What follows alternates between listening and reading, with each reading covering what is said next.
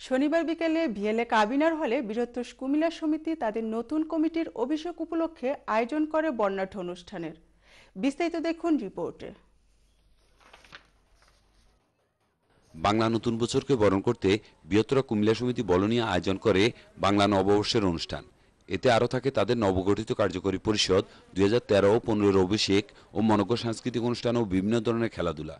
গত শনিবার বিকেলে বিয়ালে কাবিনার হলে অলি আহমদ ও আসিফ ইকবালের যৌথ পরিচালনায় প্রধান অতিথি হিসেবে বক্তব্য রাখেন রোম থেকে আগত কুমিল্লার কৃতি সন্তান শাহ তাইফুর রহমান ছোটন। এছাড়াও বক্তব্য রাখেন বাংলাদেশ অ্যাসোসিয়েশনের সভাপতি নেয়ামত শিকদার। আরও উপস্থিত ছিলেন বৃহত্তর কুমিল্লা সমিতির সিনিয়র সহসভাপতি শামসুল হক, সাধারণ সম্পাদক মোনায়েম ভূঁইয়া, সাংস্কৃতিক সম্পাদক কাজী আজহারুল ইসলাম, সহ সাংস্কৃতিক সম্পাদক কামরুল হাসান, অলি মাহমুদ, আরিফ আহমেদ মোস্তাক, মিয়া সদির, তোফাজ্জল হোসেন, প্রচার সম্পাদক ফারুকুল আব্দু সহ সমিতির কর্মকর্তাবৃন্দ ও বিভিন্ন রাজনৈতিক, সামাজিক ও আঞ্চলিক সংগঠনের প্রতিনিধিরা সহ বহু প্রবাসী বাংলাদেশি উপস্থিত ছিলেন।